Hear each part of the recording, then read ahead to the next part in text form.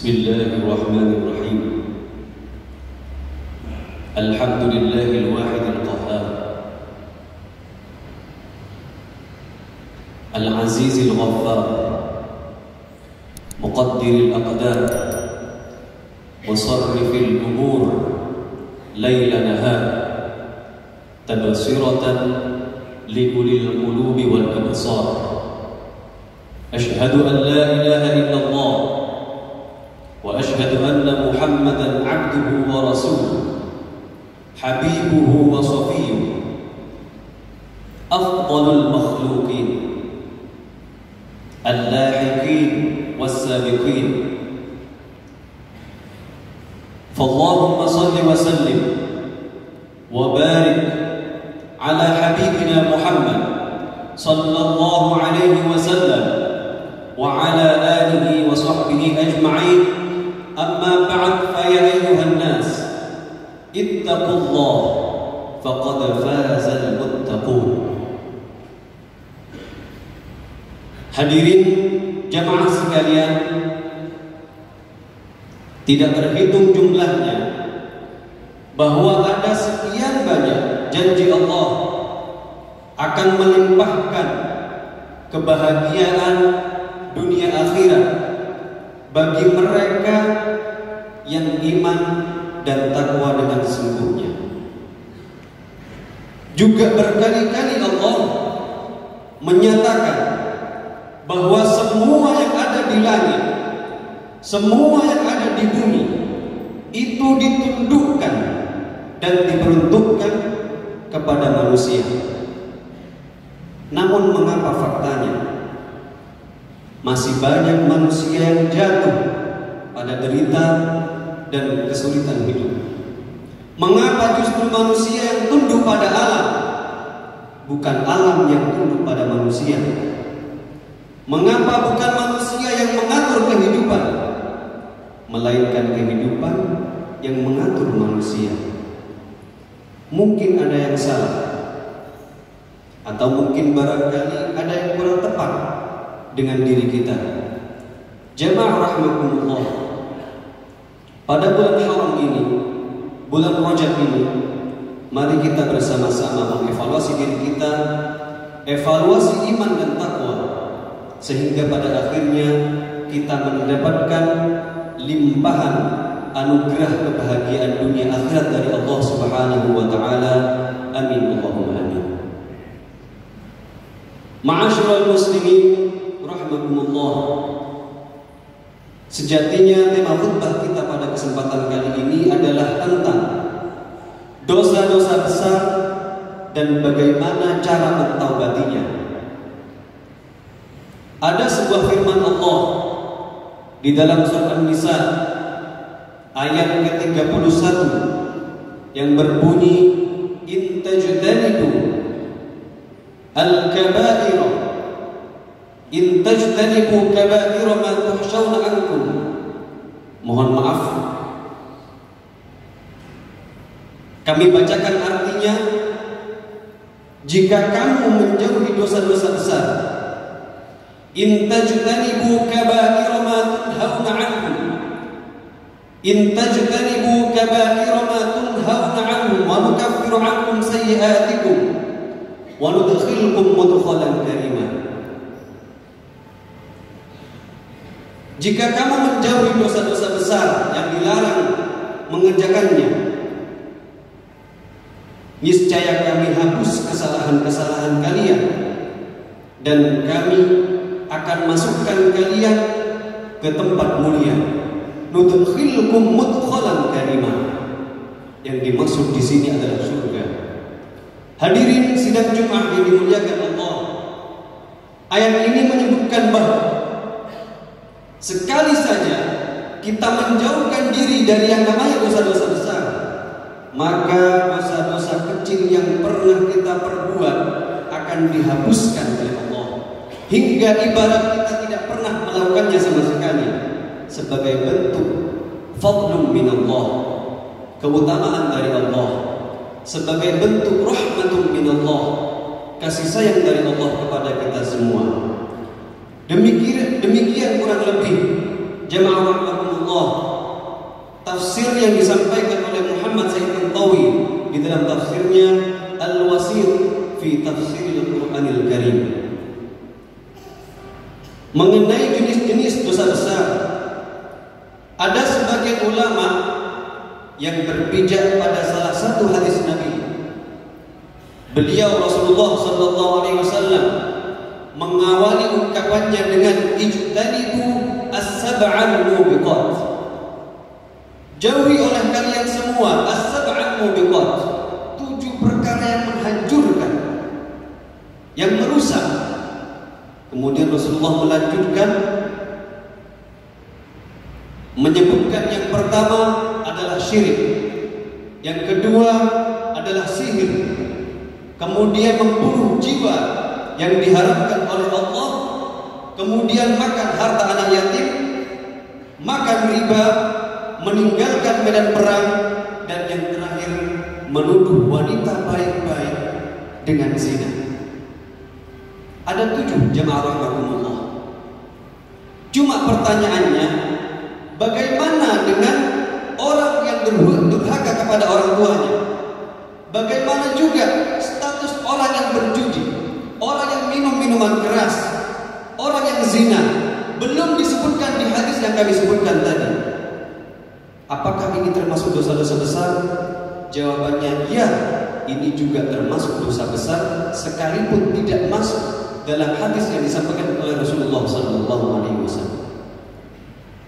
Oleh karena itu jamaah rahmatullah, Al-Wahidi menyatakan sangat sulit memang mengetahui berapa jumlah dosa-dosa besar, dan sangat rasional alasan yang beliau kedepankan. Karena sekali para hamba ini tahu, maka ia akan mudah dan menganggap remeh dosa-dosa kecil. Halah, dosa kecil saja. Yang penting kan tidak melakukan dosa-dosa besar. Cukup wudu, istighfar kan selesai. Mungkin barangkali ungkapan demikian yang akan diungkapkan oleh orang-orang ketika mengetahui jumlah dosa-dosa besar. Sehingga jemaah rahimakumullah, pada abad ke-7 Hijriah, Imam Az-Zahabi menyusun sebuah buku dengan judul Al-Kabair, artinya dosa-dosa besar, yang jumlahnya sampai 70 macam. Tujuannya adalah agar para hamba ini lebih berhati-hati lagi. Karena sekali seseorang melakukan dosa besar, ibarat dia membuka pintu selebar-lebarnya akan murka dan laknat Allah, kekal nanti di neraka. Ngeri betul betul. Namun sebaliknya jemaah rahimakumullah, jika ia menghindari, menjauhinya, apa kata Allah?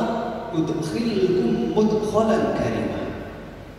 Kami akan masukkan kalian semua, jika menghindari, menjauhi yang namanya dosa-dosa besar, udkhilkum mudkhalan karimah. Kami akan masukkan kalian semua ke tempat yang mulia.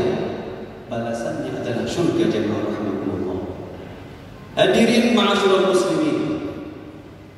Lantas bagaimana dengan orang yang terlanjur melakukan dosa besar? Pertanyaan yang penting jemaah rahimakumullah.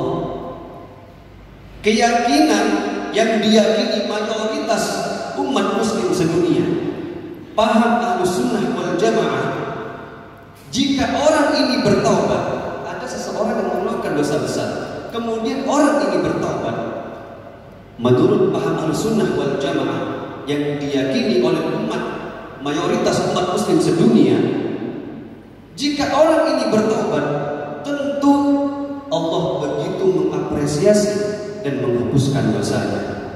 Bahkan Allah lebih bergembira menyambut manusia yang bertaubat, melebihi kegembiraan seseorang yang menemukan hewan tunggangannya setelah sebelumnya hilang. Allah lebih bergembira lagi. Kemudian jemaah rahimakumullah, bagaimana dengan pendosa besar yang belum sempat bertaubat tapi kadung berpisah ruh dan jasadnya, ia meninggal tapi belum sempat bertaubat? Lagi-lagi jamaah rahmatullah, paham Ahlussunnah wal Jamaah menyatakan amruhu mufawwadun ila Allah. Perkara orang yang seperti ini mufawwadun ila Allah, terserah Allah.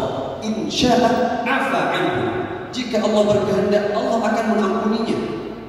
Wa insya'a adzaba, tapi jika Allah pun berkehendak Allah akan menghukumnya.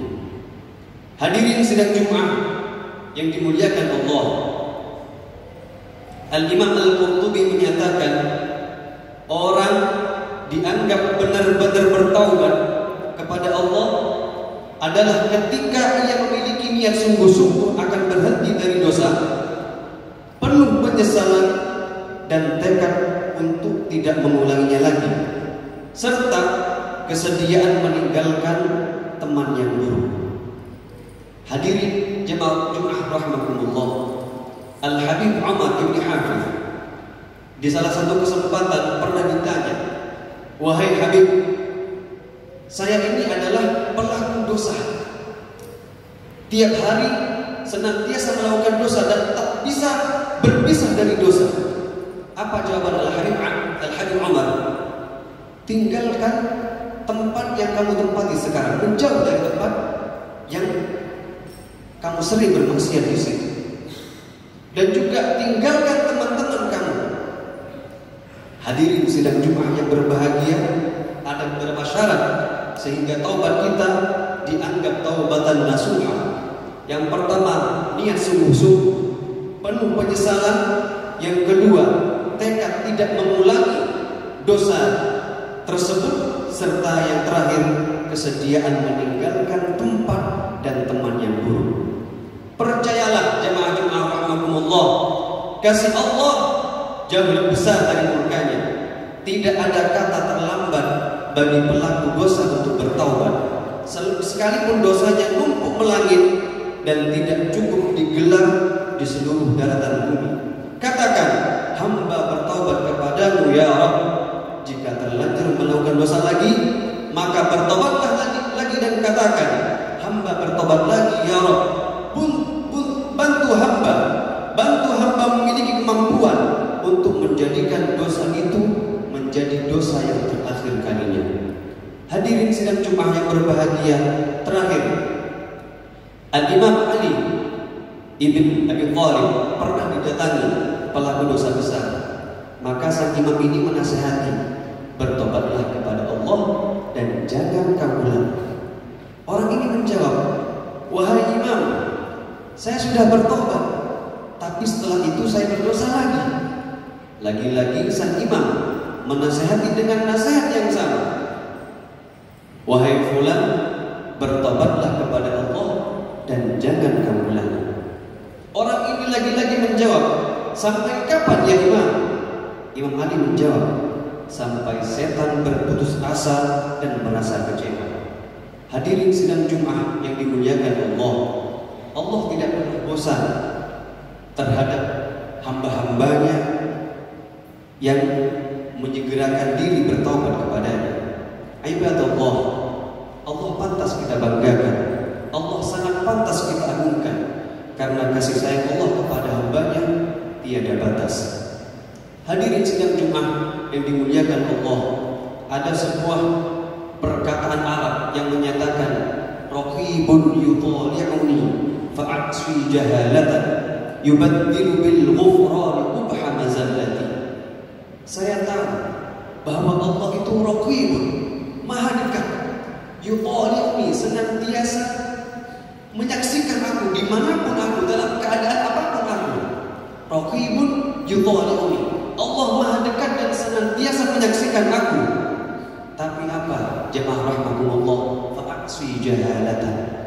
Sekalipun aku tahu Allah demikian, fa'aswi jahalatan, saya masih tetap bermaksiat kepada Allah. Jahalatan, karena saya ini memang benar-benar bodoh. Jemaah rahmatullah, diteruskan di bait selanjutnya, yubaddilu bil ghufrani qubha mazallati. Sekalipun saya bermaksiat kepada Allah, yubaddilu bil ghufrani qubha mazallati, Allah senantiasa mengganti keburukan-keburukan yang pernah saya lakukan dengan ampunan-ampunannya. Hadirin yang dimuliakan Allah, Nabi Muhammad SAW yang secuil pun tidak ada dosa, tak memiliki catatan maksiat, beliau bertobat memohon ampun kepada Allah 70 sampai 100 kali dalam sehari. Maka bagaimana dengan kita semua jemaah rahimahumullah yang tak pernah lepas dari dosa? Sepatutnya kita lebih mengupayakan sesering mungkin bertobat dan istighfar. Melalui tobat dan istighfar, Allah akan memandang wajah kita semua seolah kita tidak pernah berdosa sama sekali. Riwayat hitam yang kita lakukan itu akan dihapus seluruhnya oleh Allah tanpa bekas, sehingga kita semua jamaah rahmatullah menjadi pantas mendapatkan sambutan hangat dan cahaya dari Allah, dan semoga kasih sayang Allah senantiasa terlimpah untuk kita semua. Amin Allahumma amin. Aqulu qawli hadza wa astaghfirullah li wa lakum wa lisa'iril muslimin fastaghfiruhu